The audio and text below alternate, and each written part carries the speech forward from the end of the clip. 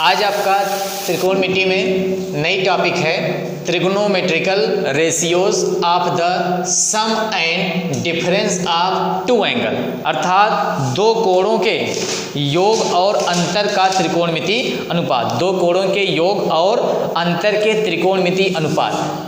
अभी तक हमने केवल एक कोण के बारे में पढ़ा, अब यहाँ दो कोणों के योग और अंतर के बारे में पढ़ना है। जैसे अगर हम एक कोण अल्फा ले लें, एक कोण अगर हम ए ले लें, ए और बी से पढ़ते हैं, ए और दूसरा कोण बी ले लें, तो इन दोनों का योग क्या होगा? ए प्लस बी। दोनों कोणों का योग हो गया ए प्लस बी और दोनों का अंतर हो गया क्या? ए माइनस बी। तो इन दोनों कोणों के योग और अंतर के त्रिकोणमिति अनुपात हमें पढ़ना है। तो केवल फार्मूला हम देखेंगे। तो पहला त्रिकोणमिति अनुपात है साइन का, तो साइन ए प्लस बी। दो कोणों का योग है, एक कोण ए है एक कोण बी है, तो उसका साइन क्या होगा? त्रिकोणमिति अनुपात साइन का। तो फार्मूला होगा sine A into cos B plus cos A into sine B. आप यहाँ पे ध्यान देंगे अलजेब्रा की तरह, हमें जैसे अलजेब्रा में गुणा करते हैं, यक्स है ब्रैकेट में y प्लस 2 है, तो हम क्या करते हैं? यक्स का गुणा y में यक्स y प्लस 2 का गुणा यक्स में 2x। तो उसी प्रकार से इसको बहुत लड़के ऐसे भी लिख देते हैं, साइन a प्लस बी है तो लिखते हैं sine a plus sine b. तो क्या है? गलत है। कभी कभी बहुविकल्पी में पूछे भी जाते हैं कि साइन ए प्लस बी बराबर साइन ए प्लस साइन बी। तो क्या है? ये तरीका गलत है। क्या लिखेंगे? साइन ए प्लस बी। दो कोणों के योग का अगर साइन का त्रिकोणमिति अनुपात निकालना है तो sign A into cos B.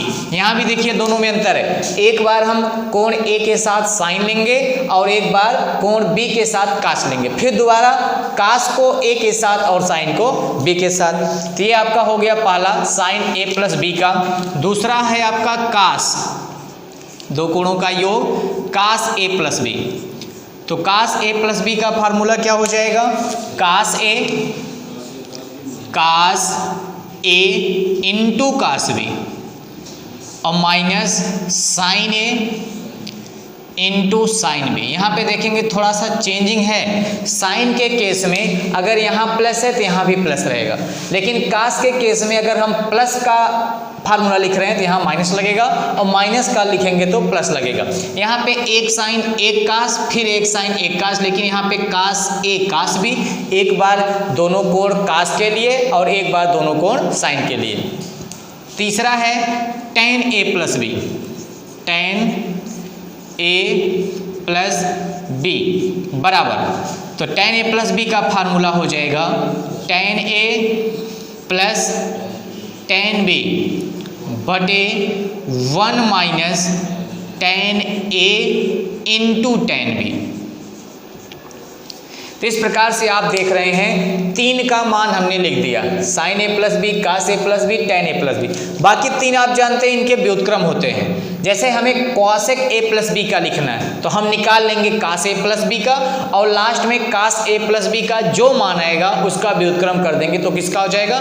Cosec A plus B का।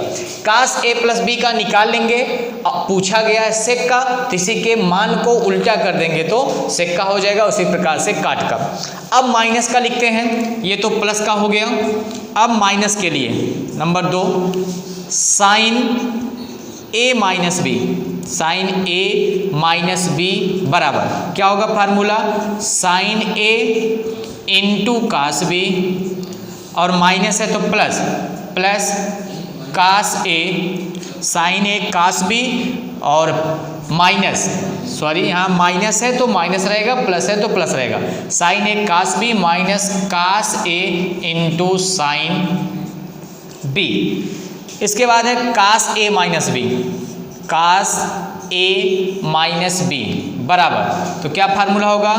कास ए इंटू कास बी और माइनस है तो क्या रहेगा? Plus, plus sign A into sine b.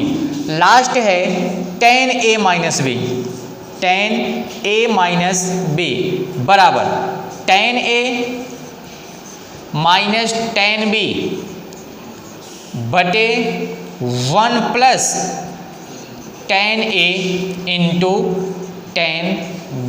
तो ये आपके कुछ इंपॉर्टेंट फार्मूले हैं। इन्हीं फार्मूलों के आधार पे इस प्रश्नावली के सभी क्वेश्चन को हम लगा सकते हैं। अब फार्मूला याद करने का तरीका देखिए, साइन का a प्लस, यहाँ a प्लस बी है, प्लस है तो प्लस रहेगा, कास में प्लस है तो माइनस रहेगा, टेन में अगर प्लस है तो ऊपर प्लस नीचे माइनस, जो पूछा जाए वो चिन्ह ऊपर रहेगा, उसका विपरीत चिन्ह नीचे रहेगा। उसी प्रकार से माइनस में देख रहे हैं tan a माइनस बी में कि माइनस का पूछ रहा है तो यहाँ माइनस अंश में लगाएंगे और हर में प्लस।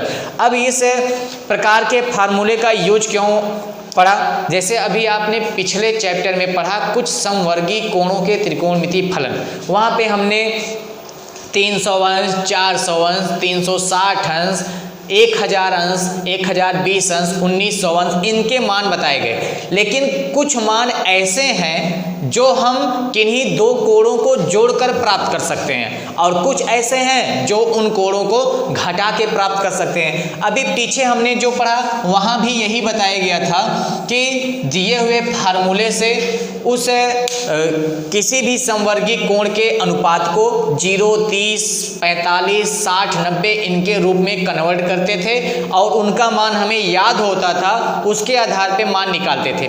वही काम यहाँ भी करना है। हमने जो मान पढ़ा है 0 अंश, 30 अंश और 45 अंश, 60 अंश और 90 अंश, इनके मान हम याद किए हुए हैं। अब कुछ कोण ऐसे आपको मिलेंगे जो इन्हीं पांचों में से किन्हीं दो कोणों को जोड़कर ज्ञात किए जा सकते हैं या उनको घटाकर ज्ञात किए जा सकते हैं। जैसे आपके सामने उदाहरण है, उदाहरण के रूप में लिखते हैं। उदाहरण इसमें पहला है, जैसे हमें निकालना पड़ जाए साइन 15 अंश का मान। कितने अंश का मान? साइन 15 अंश का मान। तो अब आप देखेंगे कि इनमें से किस ऐसे दो कोण को हम ले लें जिनको या तो जोड़कर या तो घटाकर 15 हम ला सकें। तो अगर हम 0, 30 को लेंगे तो न तो जोड़ने पर 15 आएगा न तो घटाने पर। लेकिन अगर हम 30 और 45 को ले लें और 45 में से 30 घटा दें तो 15 आ जाएगा और हमें 30 का भी मान मालूम है और 45 का भी मान मालूम है। तो इस प्रकार से दिए हुए कोण को दो कोणों के योग या अंतर के रूप में बदलकर हम मान निकाल सकते हैं। साइन 15 को क्या लिख सकते हैं? साइन 45 अंश माइनस 30 अंश। 45 में से 30 घटाएंगे तो 15 ही आएगा। अब ये 15 अंश का कोण दो कोणों के अंतर के रूप में आ गया। तो अंतर का फार्मूला साइन के रूप में लिखा गया है, साइन a माइनस बी बराबर sine a cos b minus cos a into sine b। Formula पहले हम लगाते हैं, a की जगह पे 45 अंश रखेंगे, b की जगह पे 30 अंश, तो क्या हो जाएगा? साइन 45 अंश इंटू कास 30 अंश, और माइनस है तो माइनस ही रहेगा, माइनस कास 45 इंटू साइन 30। देखिए फार्मूला केवल लिखा गया है और फार्मूले में a की जगह पे 45 और b की जगह पे 30। अब सबका मान रखते हैं। साइन 45 का मान 1/√2 गुणे कास 30 अंश का मान √3/2 माइनस कास 45 का मान 1/√2 गुणे साइन 30 अंश का मान 1/2। तो आप देख रहे हैं मान हमने जो याद किया था उसको रख लिया, बराबर √3 का गुणा 1 में करेंगे √3 बटे 2 का गुणा √2 में 2/2 माइनस 1 का गुणा 1 में करेंगे 1 बटे 2 का गुणा √2 में 2/2। अब आप देख रहे हैं एलसीएम दोनों का सेम है तो क्या आ जाएगा? √3 माइनस 1 बटे 2/2। इस प्रकार से साइन 15 अंश का मान आ गया √3 माइनस 1 बटे 2/2। अब जैसे 15 अंश है और 75 अंश है, इन सब के मान को हम कुछ समय के लिए याद भी कर सकते हैं। याद किए रहेंगे तो आपको आसानी होगी, क्योंकि बहुत से क्वेश्चनों में इसका डायरेक्ट यूज भी हम कर सकते हैं, तो आपका टाइम बच जाएगा। अब इस प्रकार से cos 15 का निकालना हो, cos वाला फार्मूला लगाएंगे, tan 15 का निकालना हो, tan वाला फार्मूला लगाएंगे। अगर इसी में पूछा होता cosec 15 अंश, तो क्या करते, इसी को उल्टा कर देते, 2√2 बटे √3 - 1, ये cosec 15 का मान आ जाता। कुछ और एग्जाम्पल आपको बता दे रहे हैं। दूसरा उदाहरण है, जैसे आपको मान निकालना हो cos 75 अंश का, किसका मान, 75 अंश का। अब आप ये देख रहे हैं 75 अंश का मान अगर हम पीछे जो फार्मूला पढ़ें उससे निकालना चाहें तो क्या लिखेंगे, 90 - थीटा, और 90 में से 75 5 80 15 घटाने पर 75 आएगा। 90 में से 15 मान लीजिए हम घटा देते हैं, फार्मूला उसको लगा सकते हैं, लेकिन फिर 15 का मान कैसे निकालेंगे। 15 के लिए फिर आपको यहीं पे आना पड़ेगा, 15 के लिए 45 में से 30 को घटाना होगा। तो 75 का मान हम डायरेक्ट लिख सकते हैं, यहाँ से क्या लिखेंगे, काश अगर हम 45 में 30 को क्या कर दें, जोड़ दें, तो 45 और 30 कितना होगा, 75। अब फार्मूला लगाएंगे cos a + b का। आपके सामने फार्मूला है cos a + b का, cos a cos b minus sin a sin b, जहां पे a बराबर 45 और b बराबर 30। तो क्या लिखेंगे, cos 45 × cos 30 cos 30 minus sin 45 × sin 30 सबका मान केवल लिखना है। cos 45 का मान 1/√2 गुणे cos 30 का मान √3/2 माइनस sin 45 का मान 1/√2 गुणे sin 30 का मान 1/2 बराबर √3 का गुणा 1 में √3 बटे 2 का गुणा √2 में 2/2 माइनस 1 का गुणा 1 में 1, 2 का गुणा √2 में 2/2। हल करेंगे कितना आएगा, √3 माइनस 1 बटे 2/2। ये आपका आ गया आंसर। तो अभी आपने देखा पिछले क्वेश्चन में वहां पे sin 15 अंश का मान भी इतना ही आया था, अर्थात sin का कोण cos के कोण के साथ अगर जोड़ दिया जाए और उनका योगफल 90 अंश आ जाए तो दोनों के मान एक ही होते हैं। जैसे sin 15 और cos 75, 15 और 75 कितना होगा, 90 होगा।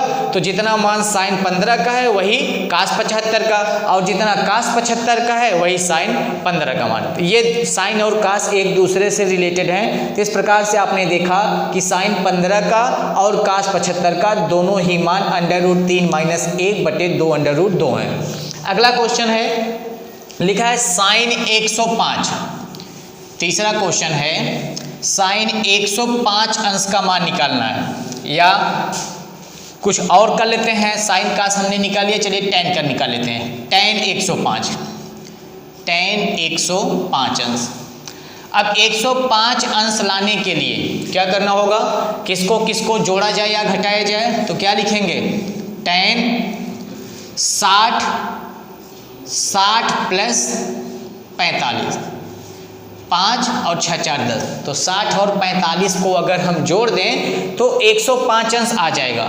तो ये 105 अंश दो कोणों के योग में बदल गया, और tan का फार्मूला आपके सामने लिखा गया है, tan a + b बराबर tan a + tan b बटे 1 minus tan a × tan b। तो देखिए tan 60 अंश, a की जगह 60 अंश और b की जगह 45 अंश, प्लस tan 45 अंश बटे बराबर यहाँ कर देते हैं, बराबर 1 माइनस tan 60 × tan 45।